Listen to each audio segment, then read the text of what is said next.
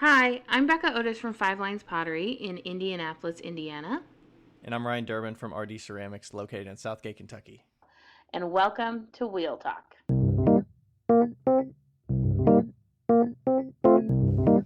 Hey guys, we've loved answering all of your questions so far. If you'd like to hear your question on the podcast, please send them to us on Instagram at wheeltalkpodcast or by email to wheeltalkpodcast@gmail.com. Thanks. Started. We're started. Did you just crack open a drink? Was that a Bev? Was that a drink Bev? Yeah. I don't have one. We should have planned this. Rachel's like, I've got one. I've got one. Does she like them? I don't know. Rachel, do you like them? Yeah, she likes them. I mean, it's champagne, and it's free, so why would she not like it? Right? I left a case in their refrigerator. Yeah. You came and visited me. I did. And the parents did, too. My parents. The whole shebang. Yep, it was good. Carl almost became an internet sensation. Carlos critiques. Carlos critiques. Ryan's dad is Carl, but we call him Carlos. Yeah, there's a backstory there, but yeah. I even call him Carlos, actually. A good friend of ours actually asked Rachel if he was my dad. She thought maybe he was my stepdad a few years ago. Because I call him Carlos. So. No, you don't call either of your parents mom or dad. No, I call my mom Deech, and that's a inside joke with my aunt that calls her Dietree. That is my Dietree. Godmother. Has called her Dietree for years. Her name is Deidre with a D, Deidre. So I call her Deech. Deech. Yep. So. She's even Deech in your phone, isn't she? No, she's not. She's Deidre M. Durbin. And Rachel is also Rachel Durbin. She is not wife or hubby or whatever people do. Hubby? She wouldn't be. Not hubby, but you know what I mean. You would be hubby. Like, I don't have mom, dad. I have your full name. God, you're so formal. Yeah. I have some news. You do? Yeah, I got Play-Doh at Walmart the other day. Yeah. You're like, I've got something to entertain me while we're talking.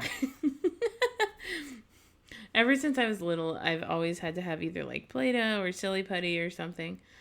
And so the polymer clay has been a thing. But now I have Play-Doh, and so we're good. Nice. Did you run out of polymer clay, or you're just like, I'm just taking a break from clay. I need something a little bit better for my skin. No, the polymer clay is still here. It's just that it gets really warm and it gets really sticky. And I feel like it's a waste for me to just play with it, you know? Yeah. Like when we're talking, like I feel like I should be making something, and so I figured I could just play with the Play-Doh. Nice. Can't get away from the clay or clay-like substances. Yeah, you know what's funny? When I was driving up to your house, my mom, when I was talking to my mom, and she was like, did you know that on your like second birthday, you only wanted to do art, and so we bought you an easel and like all the art stuff, and you went absolutely crazy. And I was like, oh, I didn't know that. She's like, so you can thank me. You're welcome. You're welcome. You said so thank. Funny. You're like, thank you. You mean blame you? Yeah, seriously. But yeah.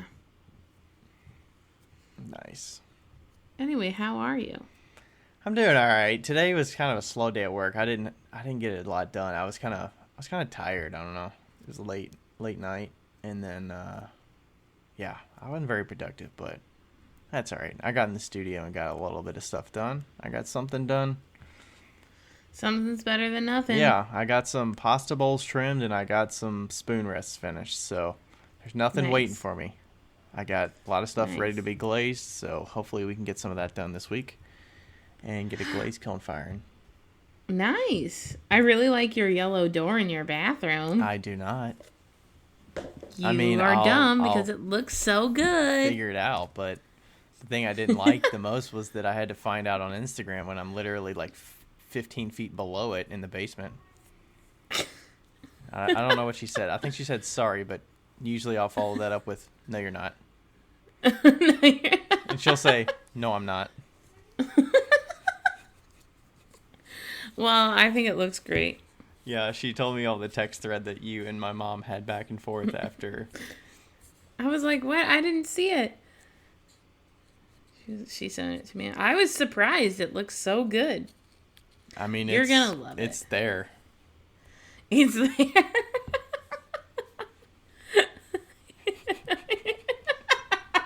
You're like a good influence and a bad influence. Whenever I go to their house, they put me in the middle of these decisions like every single time. Translation, Becca. 2 times. But multiple decisions, I'm sure. Multiple decisions. They're like, Becca, which one do you like better? What should you do? It's okay. I still like it, though. I think you'll learn to love it. I mean, it's fine. It'll be whatever.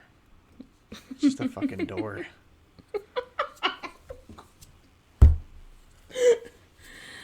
Anyway, how is everything else? It's good. You didn't, like, leave something here, did you? I don't think so. Last time I left my glasses there, and we could not find them anywhere. We found them. But we found them when I was there this next time. In a spot that none of us would have ever found them. Nope. They were on the... I must have set them down when I was sitting in the conflicting chair. Yeah, the and chair. I set them down on Ryan's mug wall. So, we found my glasses, so that's good. Yeah. You know what happened last time you left? I mean, the very last time that you were here, like back in October, you left money underneath this coaster, and we talked about it on the podcast. Last time you left, and I think you got something, or I was like expecting you to leave something like that, and I'd be like, what the hell? And you didn't, so I was like, okay, nice. I thought that's what you were trying to do just now when you were like, everything else good? Like you were waiting for me to like reveal something. No. No, I don't know. Well, we went out to dinner. Well, I gave you money because you guys bought my flights. That's why. Oh, that's right. Okay. Remember? Yeah. I left you champagne. You did. My mom thought you accidentally left that. And you were like, no, she left that for Rachel. Yeah.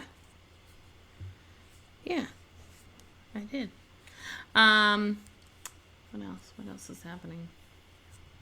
Yeah, what's happening with you the last couple days? It did snow a lot. I had to go out and shovel a lot today. And I'm sure. the last week too. Yeah, it came down. Came down. It snowed. Yeah, it snowed like 6 inches. It's nice. I really enjoy having a 4-wheel drive car. I'll let you know. I'll tell you that. That's nice. I feel like nothing's really new with me. You started working on your new pieces. I mean, isn't that new since the last time we talked? Oh, yeah. I was going to talk about those. I don't know how much you want to reveal, but... Well, I'll just talk about it, I guess. It doesn't matter. First, I would like to say that this morning, Lloyd literally rolled off of the bed. Like, he was laying on my leg, and I kind of, like, lifted up my leg so he would fall to the left. And he fell, but he didn't catch himself, and so he literally did, like, a 180. He was, like, still sleeping or something and fell off. He, like, rolled off of the bed. Like you would roll down a hill. He rolled off the bed. Anyway, Lloyd. Yes. So, okay. So, I have started doing some new pieces. We kind of talked about it last week, but this will probably be released way after I release them anyway. So, what I'm doing is I am I'm throwing pieces and making them ultra smooth. And then I'm glazing the inside and then firing them fully. And then... what do you mean by fully? For people that don't know what you mean by that. Like cone 5, cone 6. I'm vitrifying the pieces, essentially. Or maybe pre-vitrifying them, like just right before vitrification. and then I'm applying like the inside's already glazed, and then I'm applying underglaze on I'm applying underglaze on the outside in my type of designs, and then I'm firing them again. What I'm testing right now is whether I need to fire them full to cone 6 or to fire them to cone 04. And but before I'm firing them, I'm sanding them down to be so smooth that they are like glass almost. Mm-hmm. So Diamond Core, this is your chance. I'm not buying your products. No, I'm kidding. But I'm not actually. So I found some So if you want me to prove if you want to like prove something to me, this is your chance. No, I'm kidding. So I found some like marble sanders that go up to like 10,000 grit, and so I'm gonna try and use those and see if that'll work to get them like super duper smooth. And yeah. How are you cleaning them off really well so that there's not any like thin dust when you add the underglaze onto it? Because you're sanding them really, really fine when they're already vitrified. I washed them. So you're just washing them and just sponging them off? Yeah, and this is another reason why I'll always suggest Mako underglazes over any of the other ones. Sorry, Speedball. The Mako underglazes, when they dry, they're like so hard. Like they don't flake off, they don't rub off. I swear they put some type of like glue in them. So it's the adherent properties of it is like really good. Yeah, like super good, and I'm like so amazed. So we'll see if they stay on through the firing process. So that's the part that is kind of like, oh, I don't know. Yeah, that's the part where we were kind of thinking through it, and I was like, I don't even know that the underglaze is going to stick that well to vitrified clay. Right. So one of the pieces that I pulled out actually is pre-vitrification. It didn't get to full temp, which was a good test, a super good test. So like cone 4 instead of cone 5 or 6. It got to cone 5, but it turns out it doesn't vitrify at cone 5. Okay, so it's like a 5 to 7 kind of thing, right? Yeah, it's white bear. Okay. And so it turns out that it's not. Yeah, it just needs a few more. One more cone, 2 more cones, something like that.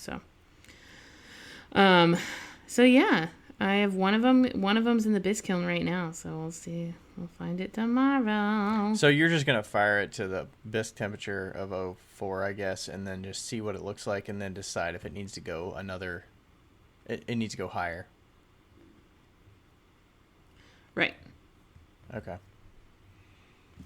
Yeah. Yeah, that'll be interesting. You're in like testing mode. Yeah. My computer says poor connection. I don't know if it'll continue. I can hear you all right. Okay. But yeah, so yeah, that's what's happening. Nice. So, I'm excited about it. Yeah, completely new territory.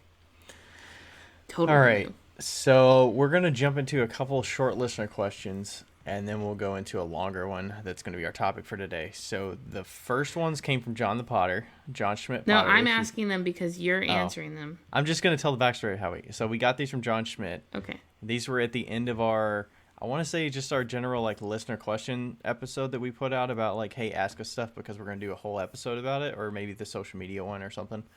And then he asked them at the end after we had already collected a number of them. So these came in from John, and yeah, she's gonna start us off. So what do you got? They kind of pertain to me. So did you move them? They're at the very top. Oh, okay. I was like, where the heck did they go? Okay. If Ryan was a full-time potter, how many pots could he throw in a month? Ryan? Could I throw in a month?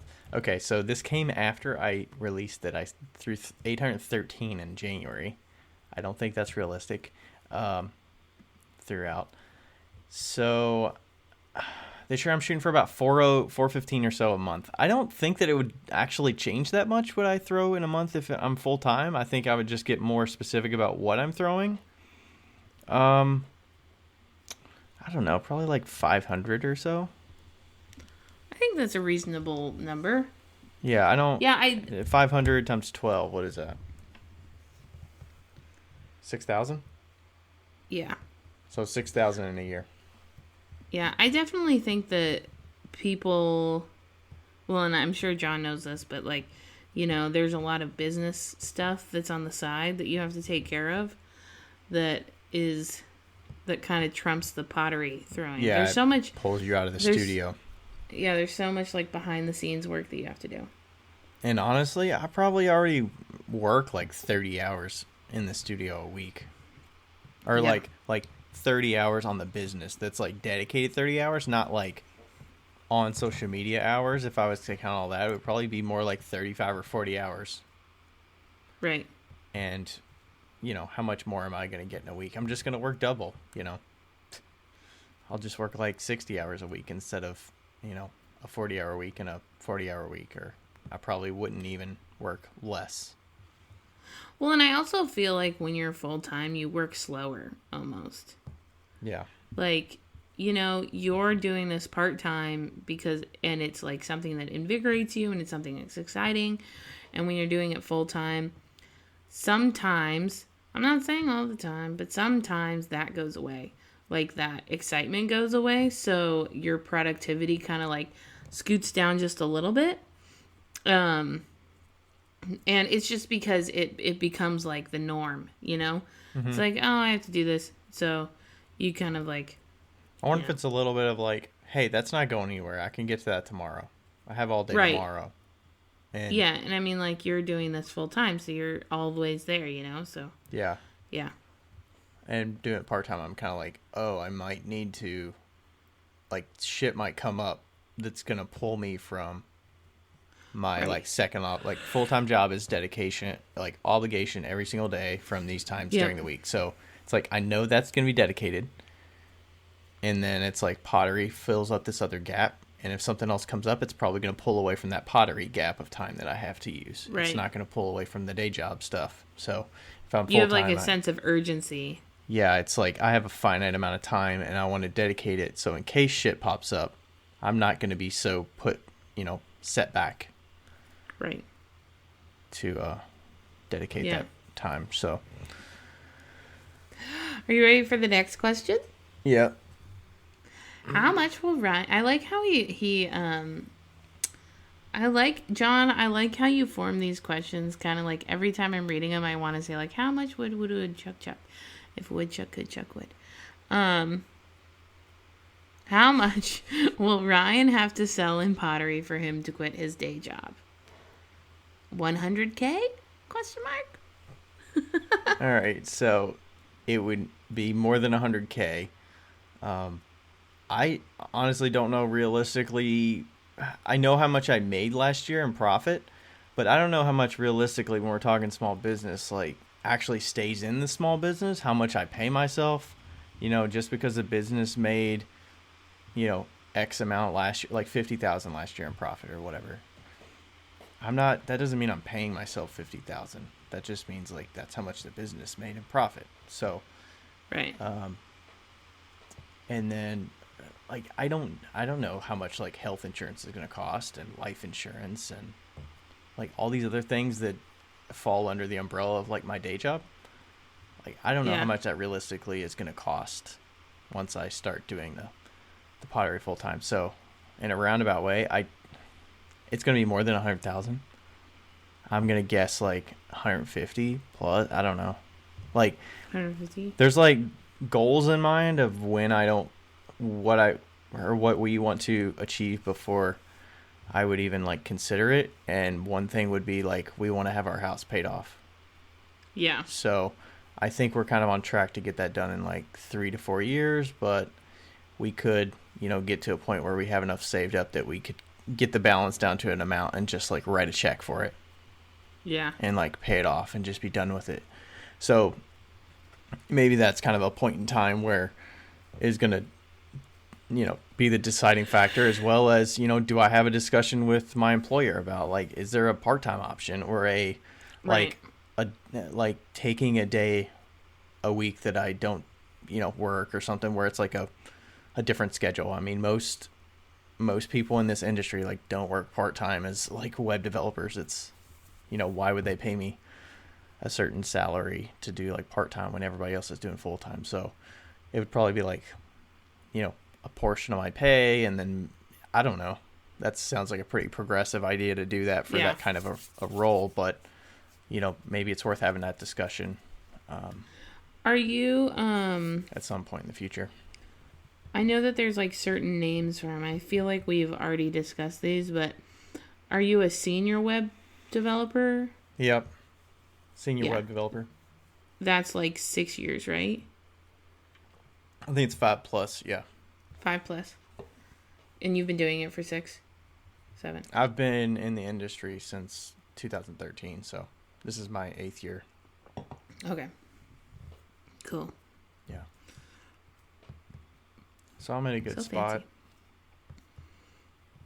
Like there's like trajectory of just like keeping going in this field if I want to. And I'm actually changing roles a little bit in my day job. Because of the way the team is structured, and like where my ambitions are with the duties that I'm doing. So that's going to change a little bit. It's going to shift what I'm doing a little bit, but not a ton. So we'll see how that shifts my day job versus, how I work, or how I've worked in the past. Yeah. So we'll see how that goes, but yeah, I don't know. I mean, do you have an idea of what you think for the amount? For you? Yeah. Just from my personality and what you think I would be. For sure over 100,000, obviously, but like, well, for you, because like, well. Plus, that's hard to. That's just a number too. That's just how much I sell. That doesn't factor into like how much I'm actually spending in expenses, and like how much the business actually makes. Yeah. Yeah, because the thing about business is the more you sell, the more you buy, the more money you make, the more money you spend. Yeah, I mean, I don't know, because like you guys, well, the thing about you that always has kind of like not baffled me, but like the thing about you is that you're super cheap, right? So, which is fine. That's a quality. But like, so I know you're living below your means as far as what you make. Mm-hmm. And I know that you're also not materialistic. So part of me is like, I know you want to match what you're making, but part of me is like, do you need to match what you're making now? Because I know you do live below your means, and I know you can go without certain luxuries, And so I'm like, well, like, yeah, 150,000 sounds good. Do I think that you could manage it? Like, I think I could. I think you could. That's a family decision. Yes. That's where I'm kind of, that's where we're kind of figuring it out, Yeah, exactly. So it's like, yeah. And like, obviously you have a wife to consider, clearly. And, so yeah, I mean, and financially, when you grow accustomed to a certain amount, why would you want to cut off 40% of that, or say, why do we need to live on less? Right. But you already do kind of live on less. Well, I mean, like having the ability, like there's not a thought in our mind when we spend money now if we have to. Yeah. Why put stress on that if you don't have to? Right. So totally. That's kind of what comes into the deciding factor, and it's going to get even tougher once we get closer and closer to that, because I'm going to sell more. I'm going to be more pressed on time and what I can commit to and what I can't commit to, and then it's going to get more real the further we get and the closer we get to that decision time. Yeah. So. Well, and I also, like, instinctively, to me, I'm like, oh, well, you're going to have to suffer just a little bit. Like, not suffer, but, like, sacrifice a few things. Right. naturally. But then I'm like, oh, well, do they have to? Like I go back and forth. But I also live a totally different style life. So like, you know. But, yeah. I don't know. That's fun. It's fun to think about. Yeah. It's fun to just talk about it too, because I'm sure there are people out there that they have this dream of doing pottery full time, and they have a spouse that doesn't really understand it, or they're trying to figure out the math part of it, and like, Yeah. You have belief in them, but does the math work out? And if the math doesn't work out, is it going to be more of a struggle and more stress than it is enjoyment? Right. Totally.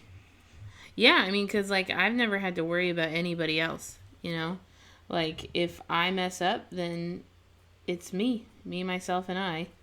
And Yep. so I don't really have to think about other people. Yeah. But yeah, yeah, there's a lot to think about. Definitely. Definitely. We're on a path, though. I'm going to look back on it and be like, all right, What? that's what happened.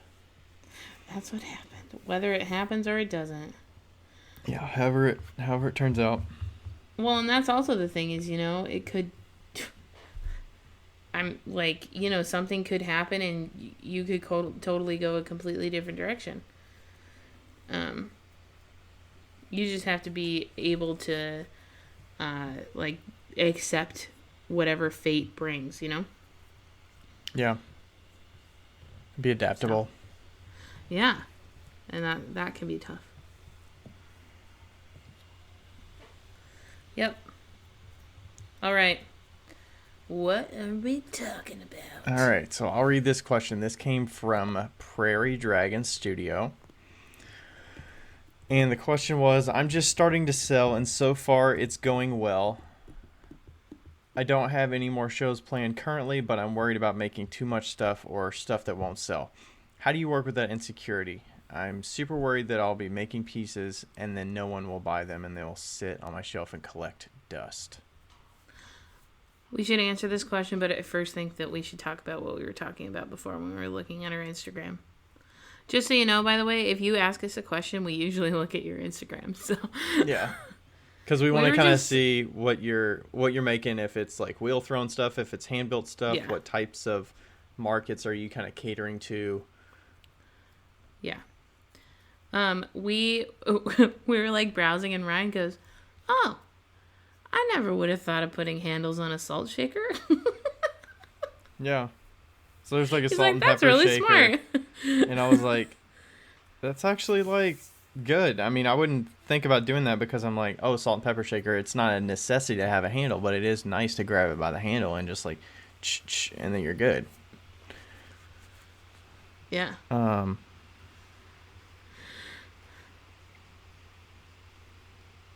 So, anyway, continuing on with the question.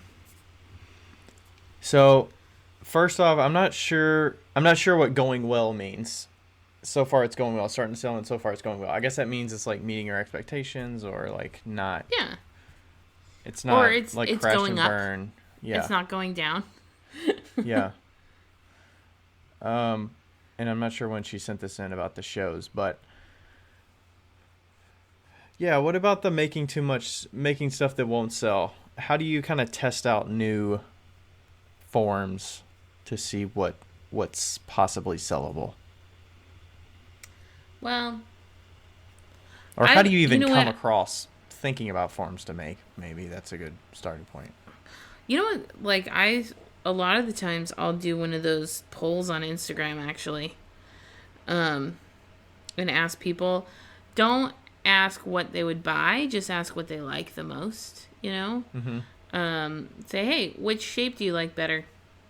A or B? And you can do it like that.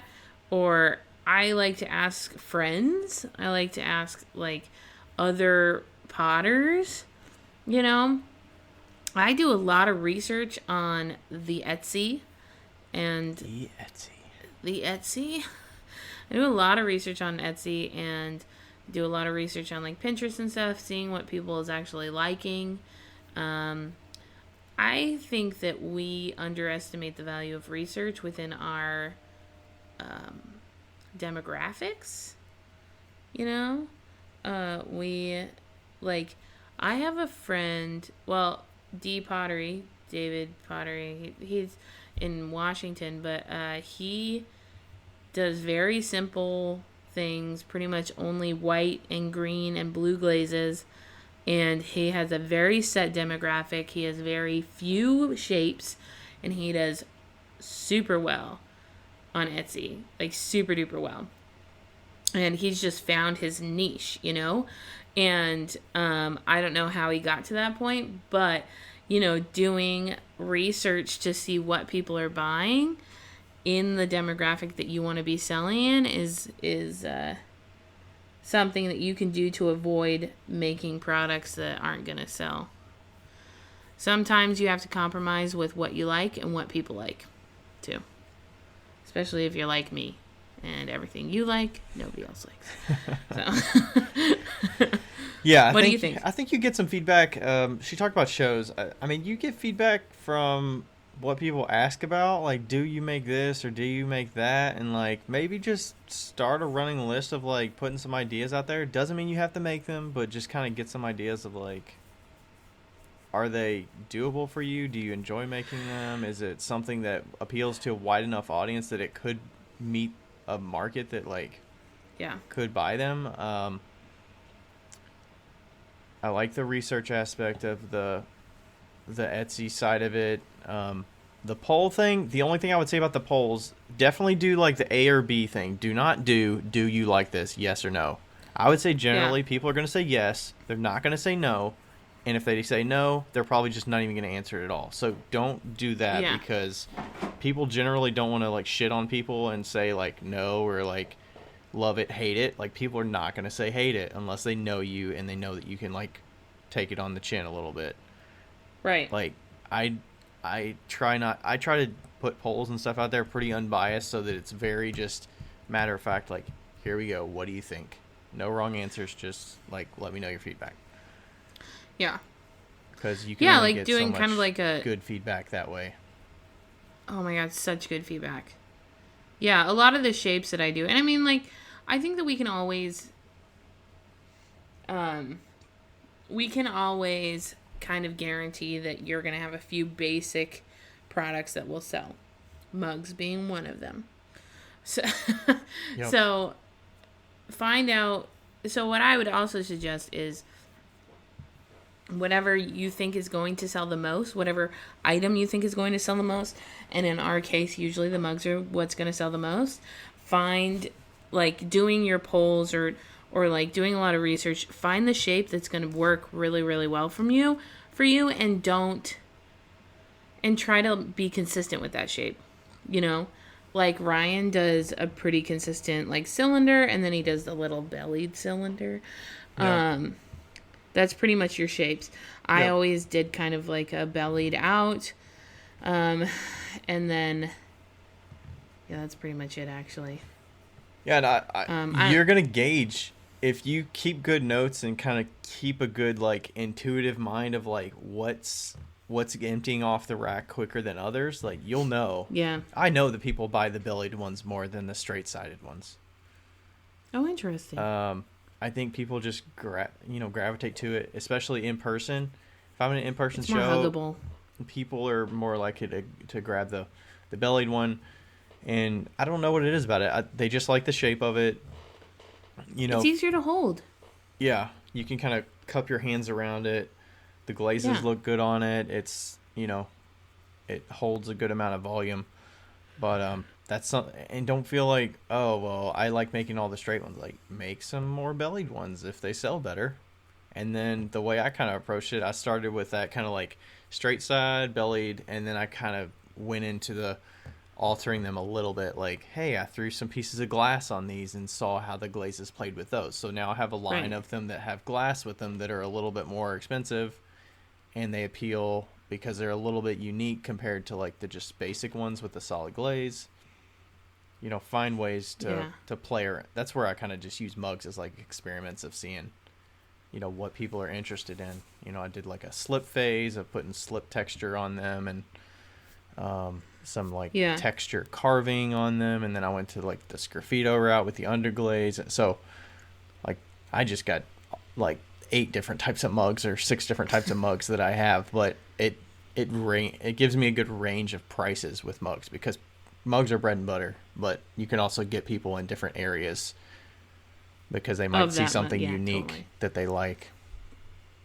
I'm trying to think of if when I started out, I'm trying to think of if I started out really extensive, like a lot of things, or little things, and then moved out to a lot of things. I feel like it almost went out like I had a little things at first, and then I went to a lot of things, and then I went back to a little things. Mm-hmm. Because like for sure, staying with a very consistent shape was super helpful, because I had a lot of different glazes. One of the most, this doesn't pertain to this, but one of the best the best advice that I got from Larry Bruning was that a simple shape goes well with a complex glaze, and a complex glaze, and then a simple glaze should go on a complex shape. Yeah. So I've always kind of like stuck to that. Since my shapes are simple, I've kind of like moved to a complex glaze. Anyway, moving on. Yeah, I feel like when I was just getting started, I want to say that I tried to do so many different things, and then realized that once I figured out my shape, it was just so much easier to make like a lot of that shape and be really happy with that shape, because once I was really happy with that shape, I could really sell that shape.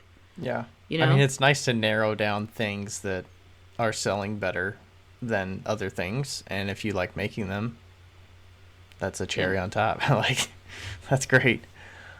Yeah, I probably did something similar. Like when I first started, I made a bunch of like T-bowls because I liked the shape of like the narrow foot and like, the T-bowl shape, and they didn't sell at all, or they sold very little. Maybe it was the price, or it was a lot of, you get customers that come up and say, what would I use this for? You'll get that question all the time, and that'll definitely narrow in. For me, that's really solidified the pieces that I make, because if I can give them a list of a good 2 or 3 different things that they could use it for, obviously a mug is pretty obvious, but if it's like a spoon rest, some people will ask, what am I going to use this for? And if you can rattle off 2 to 3 things that they can use it for, and they can apply it to their daily lives, then it just makes the sale even easier. If it's something that's so niche that they don't understand what they're going to use it for, then it just makes that sale even harder. Yeah.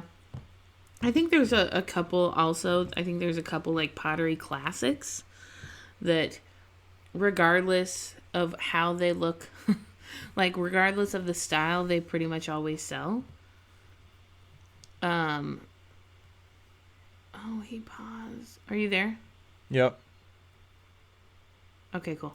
Regardless of like how your style is, then they always sell. So for me, it was sponge holders and small bowls. Sponge holders, small bowls. Those always sold. So if I made a bunch of those, I know that I would sell them. Nice. I've never made sponge holders. They're a bitch. They look easy because they look just like a cylinder that's got a cutout of it, but... Well, that's great if they look easy. They are easy, but they are a bitch. Because you cut it out, and then you have to smooth that out, and then half of those break. And then you got to glaze it, which because is weird. It's greenware and you're smoothing them and they break? Yeah. Yeah, I could see that. Okay. But man, I've sold thousands of sponge holders. What's like the price point for that for people out there? I'm not... What was your price point? And then we can add like $5 to it. There we go. We discussed that my price point is not ideal. Let me guess. Less than 15 for sure. I'm going to guess like 12. Oh, no, actually. No? No. All right. What was it? 15. They started at 15, and by the time that I was finished with them, because they were such a bitch and I hated them so much, they were 18. 18. Okay. Yeah. It's one of those things, people are not going to buy sets of them, but people use sponges to clean their dishes all the time. I mean, yeah, it's like...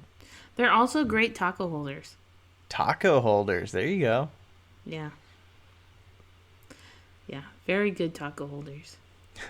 Yeah. For an individual Also, taco. if you sell sponge holders, make sure you put a freaking sponge inside of it. Don't be Not, the person that sells a sponge holder without an example of a sponge. you mean for display, not like when Yeah, they buy no, it, they don't get a sell the sponge sponge. with it. I mean, you could sell the sponge, but yeah. Yeah, that definitely saves some explaining. Because they see that and they're like, Yeah. what the fuck is that? Yeah, exactly. Okay, so but then, like, what's another fail-safe? Anything small. Literally anything small. Like your shot glasses, Shot my glasses, small bowls. spoon rests, yeah. I had those little mise en place bowls, 3 for $10, sold like freaking hotcakes. That's great. Plus, you can like just make a lot of them. Make a lot of there's them. never too many. If they sell well, great. And hopefully, maybe you learn about pricing. Maybe you underprice them. You sell the shit out of them. You run out, and you're like, okay, well now I underprice these because they're selling like hotcakes. And then you're like, okay, well now I'm, and it seems like a good way to like test out some glaze colors and like see some responses about certain glazes you're using too, because they're so small. Yeah. Gives you a good amount of quantity to gauge the interest. Totally. I think that, part of that question was like, can you have too much? Like, what if it sits around and it collects dust? I think that a really good way to avoid that is just make whatever you want, make things, with purpose, obviously. Don't make like willy-nilly things, but make the things you want, but also plan out a sale at the end of the year with the pieces that didn't sell. Mystery box sale. That's how I got rid of some pieces that I didn't sell that well. Exactly, like we both did that. We did a mystery box sale. People freaking loved them. They love them, and I got rid of so much shit.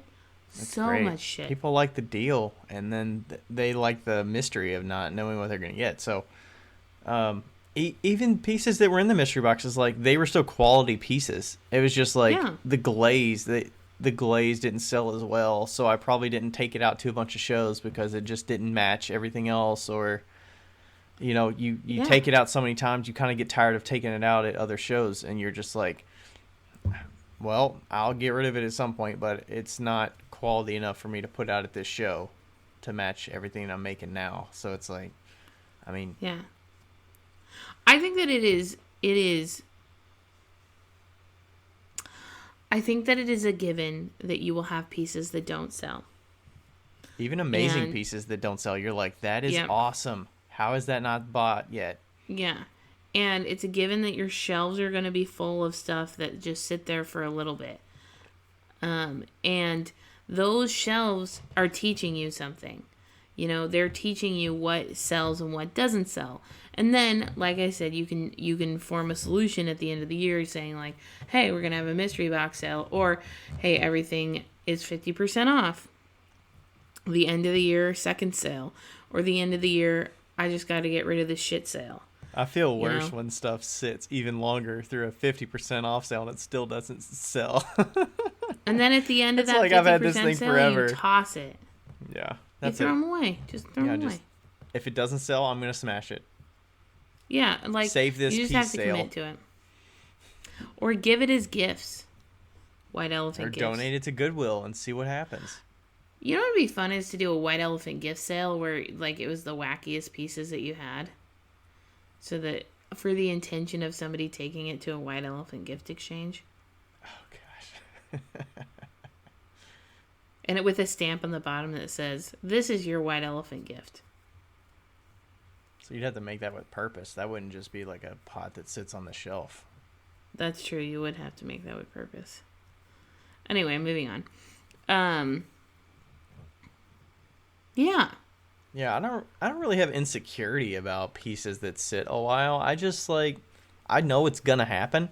There's gonna be things that I make that I go out on a limb and try something and maybe it doesn't work, or maybe I didn't make them the best I could, or I didn't really understand the market for it. I've made a few like incense holders, but I don't burn incense. I don't know what these like stick incense holders like function, and I don't know the right market to, like, somebody that has a shop that buys from me was like asking, do I make incense holders? And I'm like, not really, but I mean, they're not much different from my spoon rest, so I'm like, I could try a few, but I'm like, it's like I'm not really in my element with making that. So is it something that I should be making or not making, or I don't know. Yeah. Yeah. Have you made anything I like think that that where somebody asked you to make something because they know you have the skill set to do it, but you're like, let me try and just see? sometimes I feel like I do, but I can't remember any at this particular instance. uh, but also, I feel like talking about the insecurity situation, I think this is also a good teaching lesson of of uh, rejection, I suppose. Like, you and me are both very, very good at the whole, like, oh, you don't like it? Oh, well. Like, sucks for you. Like, we don't have a lot of feelings attached to it, and that is something that you will need if you're going to plan on doing this long term, is to lose some of that feeling. I feel like that's true, but I'm sure a lot of people disagree with me, since my advice is questionable. Um, but, but you know, it's a good skill to have, to be able to let go of things and to be able to look at something and say, okay, this didn't sell. What can I do better next time? Yeah. You know? And really kind of like examine why it didn't sell, not examine that it didn't sell. Like, you know. Yeah, I mean, even if you're working just a 40-hour-a-week job, like, there are tasks that you do. Maybe work on a project for like a month, and you get this thing at the end, and it doesn't even like come to fruition, or it doesn't happen, or it doesn't get used, or whatever, and it was just useless. It Shit happens. Like, you have wasted time in any other job too. That's like, hey, I just wasted time making that, and it didn't turn out. Like, shit happens. You can't really do anything about it. It's like, just move on and kind of learn from it, and figure out other ways to test it out. Maybe you do a sample group of doing like 15 pieces or something, so you're not so gung-ho about, I'm going to make this, it's going to be the best thing ever, I'm going to sell so many of them, and you get kind of ahead of yourself versus like testing it out and gauging response. Yeah, don't be like Becca and make 50 of something that you're testing. I do that all the time. Like, I love these, I'm going to make 50 of them, and none of them ever sell. What form was that? God, there's so many. So many. I feel like there was something you mentioned, but I can't remember what it was. We talked about it before. Oh, well, the toothbrush holders, those Yeah. were fucking terrible.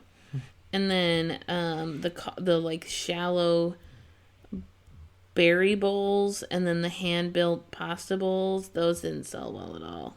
Shallow berry bowls? Are those just like regular berry bowls, or? They were like hand-built, but they were like shallow berry plates. And they didn't sell well at all. But they were hand-built too, so. Okay. Yeah. Yeah, mine were the little shallow cat food dishes that are like the size of a tuna can, sort of. Oh, right. Those didn't sell well. Those didn't sell. And... But I'm a huge fan of like going through all my shit and just tossing it in the garbage. Yeah. Like, that's also something that I am a big fan of. I love it. And there could be some stuff that you can just like minor adjustments like might make it more sellable. For instance, I used to make a lot of vases. Vases don't sell as well as other forms do. Like, I make a pitcher with a handle, and it's a similar price or a little bit more, and it sells better than a vase.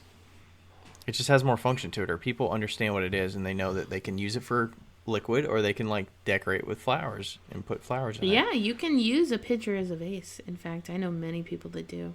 Yeah, and it's just got more to it, of like the spout and the handle, and it just like there's more pieces that come together with it than just a textured vase. Yeah. That has one solo purpose. Also, I recommend finding the friend that is brutally honest. So helpful. It is so helpful to have that friend. I have a few of them, actually, including Is my mother. is that somebody that's outside of the clay medium? Yes, outside of the clay medium, and you say, hey, what do you think of this? And they'll be like, that sucks.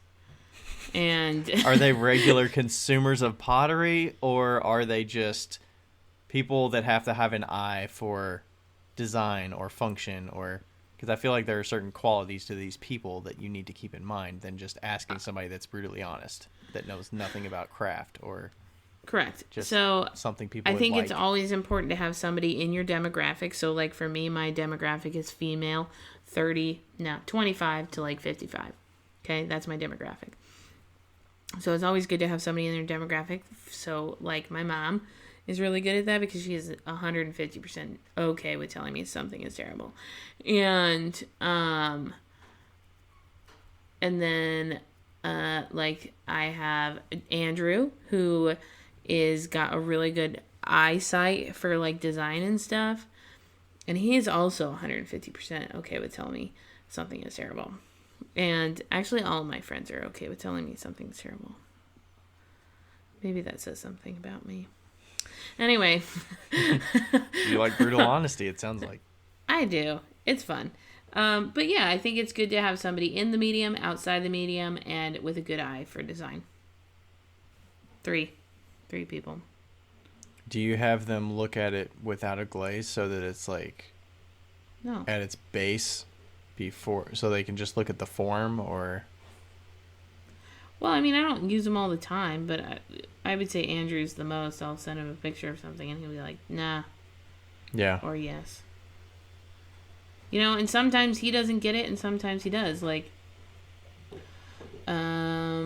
he really loved my lemon juicers that I made a while back, and he tried to sell them, and they didn't sell super well. You know? Yeah, juicer seems so specific, and I'm like, I don't know that those would even be worth it. But Juicers are tough. some people make juicer. I don't know. There's some forms that more like artsy potters make that I'm like, that is so specific. How do you sell that? Or how is it even worth the time? But I'm like, I mean, I guess it is. I guess they like making it. Yeah. Jennifer Beachy is her brand before she stopped doing pottery was Function Pottery, I believe. And she made juicers. All of her stuff was just so good. She was just so good at like figuring out shapes and forms, and I always applauded her for that. But she sold a shit ton of juicers on Etsy, if I recall. Yeah. Yeah. It's just a matter of finding your market and finding the right people Yep. that want it, you know? I guess It's like matchstick holders. Matchstick holders are really hot right now. Yeah.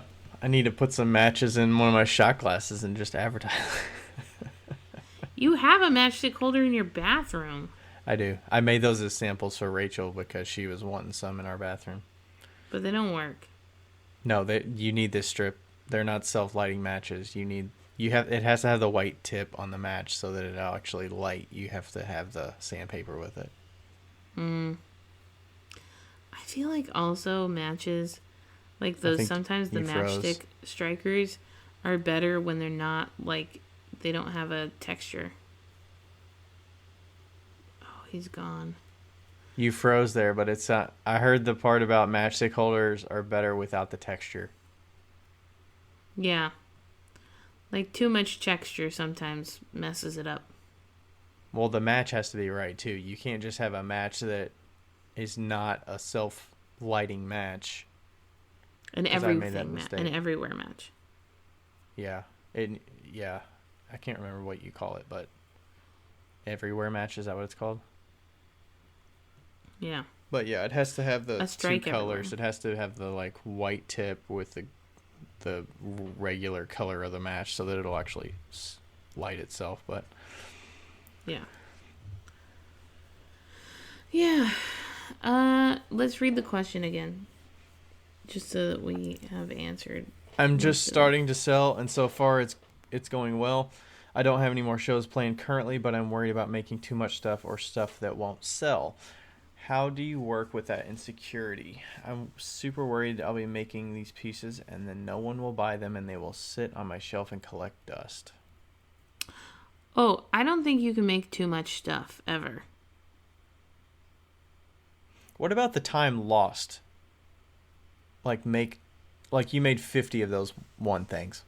Like what about, I mean, that is a factor of time lost that you could have Well, dedicated something else. But I mean, it's already, the time's already been spent, so you can't really do anything about it now. time's been spent, and also I learned a whole lot from that. But You you know know? next time that you don't spend as much time making a new thing. You do a sample group, Oh make a no, I batch of never it. learned that. I never learned that You lesson. don't learn that, hey, I should have been spending more time making mugs because now I'm out of mugs and I've got this pile of cat dish holders over here. Cat I'm just food saying that holders. I don't learn that specific lesson, I but I think do learn a lot of other things. I think I'm learning that more and more. Is that something that that might be a good exercise at the end of a year or at the end of a show season or something to see what's left on your shelves and like kind of assess Oh yeah, I think so. like what's left and what's been gathering dust and what you have pulled out of bins for shows so many times and is still hanging around Yeah. and I maybe also why think it's that hanging like around or well, and also like, she says worried about making too much stuff. You can't make too much stuff, especially if you plan on selling in the future. You cannot make too much stuff. The money spent making those things will teach you more in 2 years than anything else will. The fact that you're making it over and over and over and over again, you cannot make too much stuff. Like, it. It's still worth it even if you have to throw it all away at the end of the year. Because the amount of stuff that you will learn throwing 100 pots versus 20 pots is just incredible. And it's worth a billion times that's of true. what the money is Even if worth. it gets thrown away in the end, it's still worth Even if the it gets thrown away in the end. If you haven't learned anything by the end of the 100, 200, 400, 500 pots, then you shouldn't be doing this because you need to learn something. yeah. So I say make as much stuff as you want. Make it all. You have to be you have to be pretty observant too about like customer response and Yeah, critical of your own pieces. yeah. Nothing is always the best. There are things that are not good. But you have to know what they like. You have to have your eyes open to see that. Yeah. I've had to do that a little bit with like glazes as well because I have so many different glazes and like figuring out which ones sell the best and like being okay that certain glazes don't sell the best even though I might like them and I feel like they should meet a certain market of people that could enjoy them. Like if they're not selling well, I can't really force it and say, well, they'll just hang around longer and that's just what it's going to be. Like Right. you can do that or you can like glaze fewer things with them down the road or just sunset that glaze combo and don't use it until you find another time that you want to use it or find something that works more appropriately for it. But like I mean, I'm fine with figuring out new glaze combos that work and that sell and meet a demand. I think that's a fun challenge. Yeah, I also think it's important that when we do get like feedback that we listen to that feedback. We don't have to necessarily do anything about that feedback, but we should be listening to it. Like I'm going to use your dad as an example this weekend. Do you have a recording of one of those? Yes, I do. But no, not about that. Your mom was telling me that because he got one of your carved mugs and for Christmas. And your mom was saying, I feel bad because he said that this is one thing you should know about Ryan's dad is that he gives zero shits about what anybody thinks. He will just say what's on his mind. And he's like, fuck it, I don't care. I think those are that might be a quote, and so he said, and I wasn't here for this, but Deidre said that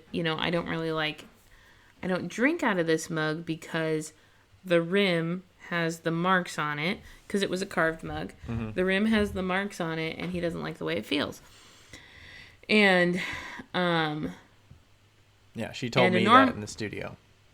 Yeah. When we were down there. A normal person, a normal person would be like, wow, you're like, that's really insulting. Like, why would you say that to somebody who made it? And somebody like us says, oh, that's interesting. Like, and then I actually asked a follow-up. I was like, is it because it was too sharp? Or was it that, you didn't like the ridges all the way up to the rim? What was it? So he was kind of saying he just didn't like the way it felt on his lip. Yeah, and so see what Ryan did there was he used that and he learned from that and he like got more information from it, but somebody else like Deidre was like, oh, I felt so bad, like he shouldn't have said that. I was like, no, it's fine. It's like that's actually an okay thing to say, because if we don't get real time response of what our pieces are making people feel like, then we can never improve on those things. And so anyway, I don't know what I was getting at with that, but... And also, I'm probably not going to get any feedback from somebody else that I've actually sold one of those carved mugs to. I've never talked directly to somebody that uses them on a regular basis and said, what do you like? What do you not like? Right. What could be improved? Like, I haven't had that discussion with somebody that actually has bought one and got the back and forth. With somebody that, like, I could trust... that they're not sugarcoating it or not like taking it easy on me or, whatever. Like your father. Yeah. Yeah, and so that's like really good information for us to actually have. And once you learn to not get offended by that kind of stuff, that's when you'll start really growing, because then you can actually be like, oh, okay, let me fix this. If it needs to be fixing. Mm-hmm. In that particular case, it's just personal preference. So it doesn't necessarily need to be fixed, but you can't please everybody, with your pieces. Yeah. But yeah. Yeah, that's true.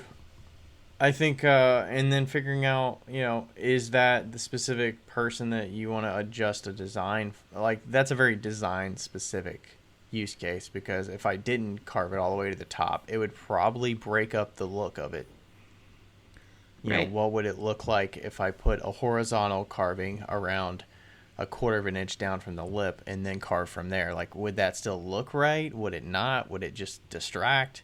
Because I'm trying to like make it good for the lip to be on the edge. So can you please do one like that? I feel like it would look really cool if you did like one that was like 1.5 inches down and it was like all black on the top. I've actually done that with a custom cup that somebody wanted. Did it look cool? It looked all right. It was somebody that wanted like a custom cup. It wasn't for drinking. It was for like a pencil cup for somebody that wanted like a Ruth Bader Ginsburg sort of like collar in a carving decoration. So it was like a horizontal line around the, like a 1/2 inch down from the lip with some like dots on it. So it was kind of like that. Huh. But the hard part is getting a really crisp, clean line around the rim, because normally I'm carving top to bottom and it's very it's easy to keep a steady hand. But when I'm carving around the cup, it's not as easy to keep that steady hand, especially continuously all the way around the mug. So that's like, would it look as clean? Would it not? Do you carve before or after you put handles on? After. And do you put slip on before or after you put handles on? After. Oh. You were going to say, like, put it on the banding wheel, spin it, carve it. Yeah. I was going to say that. See, this is like problem solving. It's like, is there a way to adjust the design but still retain the look of it? Or could like thickening the lip be an option? I have an idea. Yes. But also I have an idea for your carved line. Like, what if instead of a carved line, you used like, I have one of those like Euclid's like throwing gauges Mm-hmm. And like if you set it up and then set your cup on and then spun it around so it hit it, and then it'd be in a perfect line.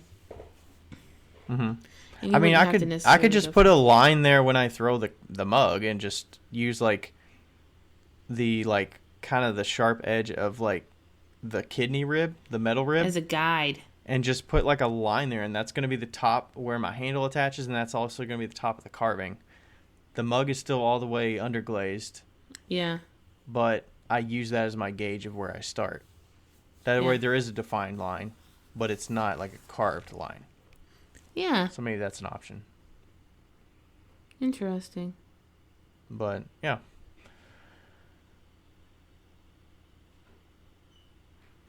Yeah, I didn't really feel I didn't think about it at all. I usually just approach it as, hey, different strokes for different folks. People like different things, and I can't tell them Yeah. how they need to use my thing and enjoy it.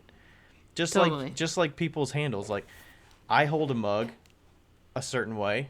I'm usually a 2-finger, 3-finger handle person. I can't be like, hey, you don't like my mug because you don't hold the mug the right way. Right. It's like they hold the mug the way they want to hold the mug, so you can't impose how they need to use it. They're going to use it how they want to use it. Yeah. I you know, like as we're talking about this, I kind of like am realizing that I really don't like I don't like compliments. I'm like I think maybe it's just from going to like art school or something, but I really thrive on critiques. Like if somebody's like, "Oh, I don't like that." I'm like, "Why? Why don't you like it? Tell me why you don't like it. Mm-hmm. Please tell me everything." Like I want to hear it, I want to hear what. But if somebody's like, "Oh, I love this because of this." I'm like, "Oh, that's great."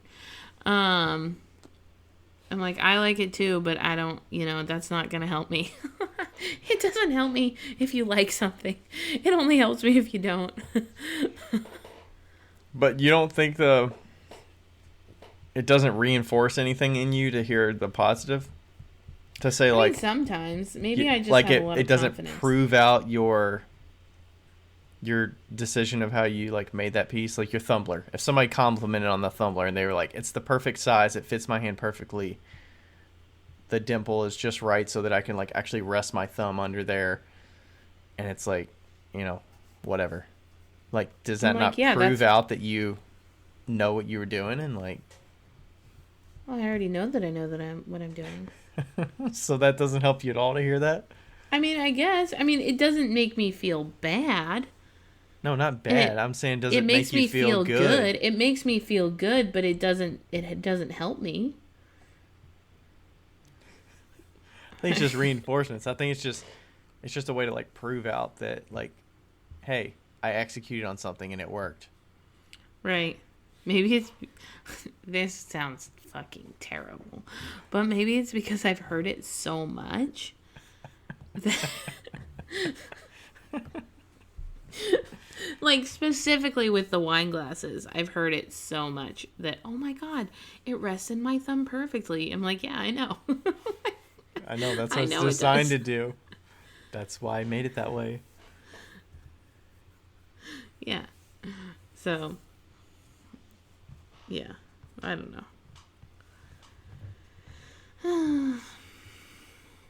What else do we got? I think that's it. I like the definitely take the idea of the second sale or the not the second sale, the mystery box sale, or do a second sale if you have some seconds building up too. Dude, second sale. I used to have a seconds garage sale every year. Oh, killer. People were Fucking probably killer. walking out. They were probably like, fill a box. It costs $10. Take as much as you want. Yeah, right. $10 boxes. $10 boxes. I Killer. could see you doing that. Everything in the first sale that I ever did, I've told you this, everything in that sale was $1, $2, or $3.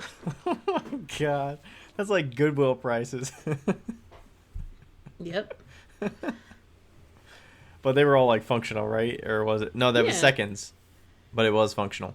They weren't even seconds. They were all just old pieces that I did in class. That's your dust collectors. Yeah. Yep. $1, $2, and $3. I made $1,500 on that sale. Holy crap. That's a lot of old pieces. Yeah. Those were pieces that I literally, like, these were pieces that I literally put in a Rubbermaid container out in my driveway and drilled holes in the bottom so that the water wouldn't, like, stay in there. Mm-hmm. They'd probably been on my driveway for a year. I wonder what would happen if you did like a pay what you want kind of thing. Pay what you can. It doesn't work. It doesn't work. No, Why I is tried to that? do that this last year. People don't. They don't want People to just. pay, or No, they're just not responsive and they don't really know. They're just like, tell me what you want me to pay. That, like, especially if they're there to support you, they're just like, just tell me what you want. yeah, And like so, they like, don't know the prices. They don't know what's fair, so they want yeah, you to be the expert and like tell them. right. It doesn't work. Okay. In my experience, I'm sure somebody could do it where it did, but Because this it last maybe it's Christmas because I it feels tried. like they're imposing their value on you by like giving you a price. Mm-hmm. I would just like look at a box and be like, "Does $20 work for you?"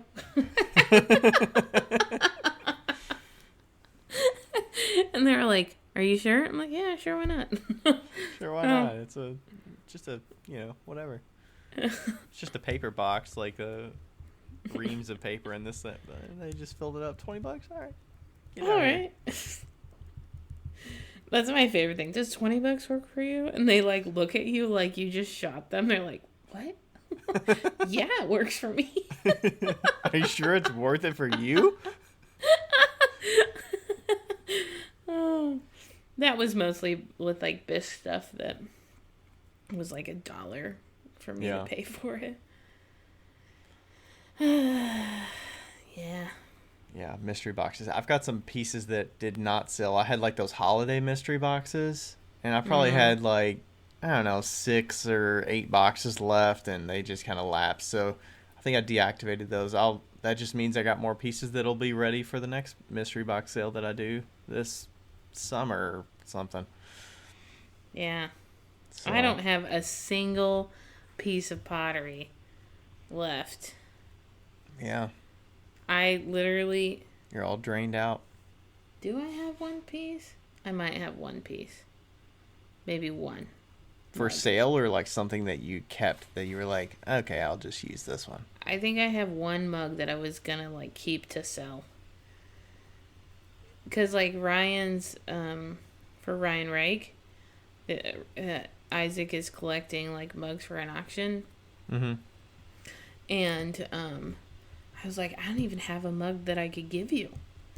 But I think I actually might. I might have one. Ooh, maybe I should hold on to it for like years.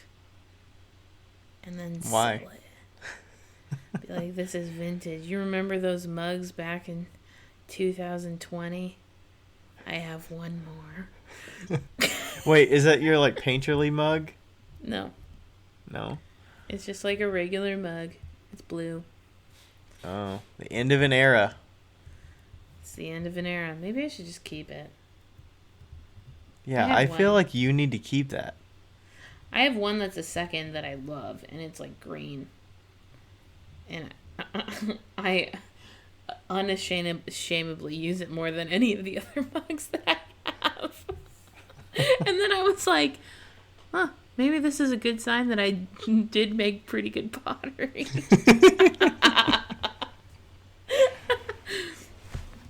It's the one that I choose out of the cupboard the most.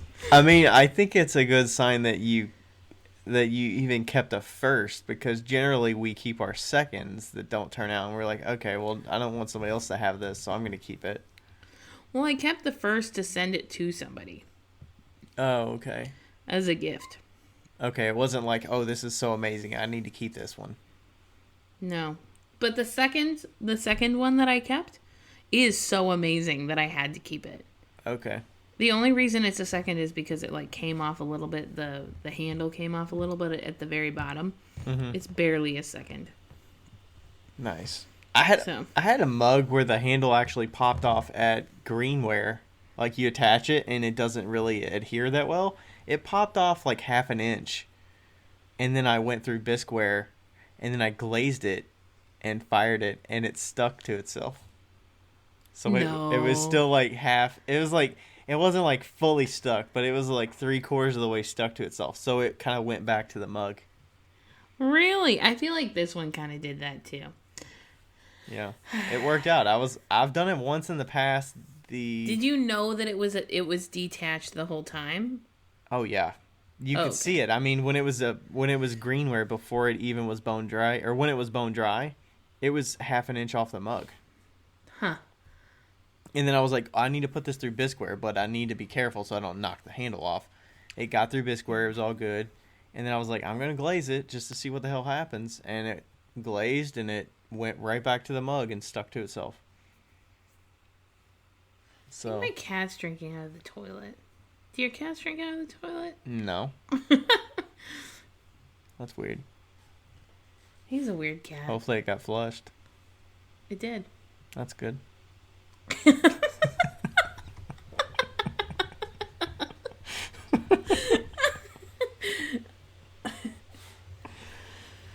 All right.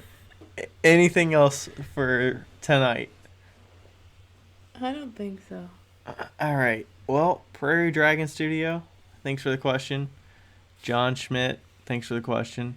By the way, listen to the Mud Peddlers with John Schmidt. They chatted. I listened to that episode today with Lindsay and Dante, and then they chatted with John. So Also, Dante has a YouTube, yeah, Earth Nation Ceramics. Earth Nation Ceramics, and it's pretty good. Like, I was watching it and I was like, I would recommend people to this. So here I am recommending people to it. Yeah, he does. His is more on the educational front, from what he talks about, and it's he does some like Amico glaze kind of tests and kind of feedback, and then he tests out some diamond core tools. And I haven't watched a ton of them, but those are some of the ones that I watched recently. Can I just say something? No. Yes. We talked about last week. We talked about pricing, and then we were talking about shipping. And I just want to say what Rebecca just messaged me, because we put up a little clip of the episode that we're going to release on Saturday. Mm-hmm. And she goes, my sales skyrocketed when I switched to $5 flat rate. I learned from Jennifer. She more than doubled her online sales when she did it. My abandoned carts dropped by 70%. Wow. That's a lot. That is a lot. So Anyway. she upped her item price and then flat rated it, kind of like you're doing, or Yeah. you were doing. Well, I learned it from Rebecca, and she learned it from Jen. $5 flat rate. That's $5 flat rate. I $5 foot launch. I think you can do that on Etsy if you have an Etsy shop too. You should try. $5 flat rate seems like nothing for some reason. You want to smell my Play-Doh? Yeah, it's kind of like, hey, you understand shipping is not free, but it's cheaper than you expected when you got to the checkout. Yeah. Now the cat's licking my Play-Doh. It is non-toxic. I mean, kids It's can salty. eat it or lick it or something, but Then he went for my All right. champagne. A jerk. no bet for you. Alcoholic cat. Anyway, that's it. We got a little jumbled there at the end, but here we are. It might be worth an experiment with this flat rate. We'll see. I don't know. I'm still not Oh, sold, it might. but maybe. I think you should. I think you should. Etsy has some Up your analytics about prices. abandoned carts, so I'll have a look and see what kind of analytics I can see there. Up your prices and switch to flat rate. I'm switching my websites to Shopify at the end of this month. Okay. Hooray! Alrighty. Thanks for listening, and we'll catch you next Yeah. time. Bye! Bye. Hey guys, thank you so much for listening to our podcast. We really appreciate it, and we're having so much fun. If you want to follow us individually on Instagram, you totally can. Ryan's Instagram handle is at RD Ceramics, and mine is 5 Lines Pottery. That's the number 5. We would love to hear from you, and don't forget to write us a review on our podcast. We read every single one of them, and we totally appreciate them. They help us out an awful lot, and they also put smiles on our faces. I hope you guys continue to listen, and we love you. Thanks. Bye.